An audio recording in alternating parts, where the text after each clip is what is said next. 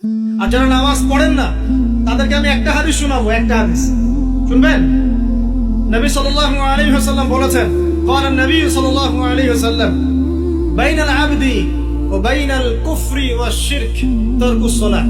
আল্লাহ পাকের বান্দা আর একজন কাফের মুশরিকের মধ্যে পার্থক্যই হচ্ছে নামাজ। আল্লাহ পাকের বান্দা মানে মুমিন মুসলিম এবং একজন কাফের মুশরিকের মধ্যে পার্থক্য কি? মান তারাকা সালাতান মুতাআম্মিদান ফাকাদ বারিয়াত মিন যিম্মাতিল্লাহ।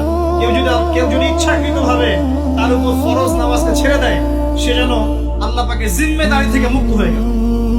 অন্য হাদিসে আছে মান তারাকা সালাতান মুতাআম্মিদান ফাকাদ কাফার। কেউ যদি ইচ্ছা করে নামাজ ছেড়ে দেয়, সে ব্যক্তি কুফরি করবে বলে নাউজুবিল্লাহ। আমরা কি কুফরি করতে চাই নাকি ভাই? নামাজের কথা বলেছি, 5 ওয়াক্ত নামাজ কারা কারা পড়েন না হাত তুলে নেবেন। আচ্ছা, লজ্জার কিছু নাই।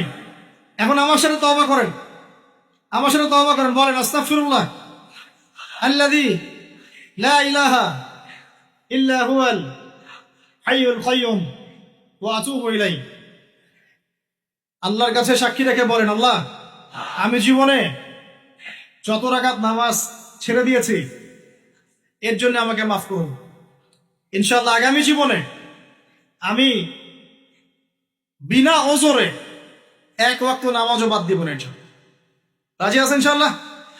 বাস এই একটা নসিহত যদি আজকে আপনারা আমল করতে পারেন, ইনশাআল্লাহ আজকের মাহফিল সফল।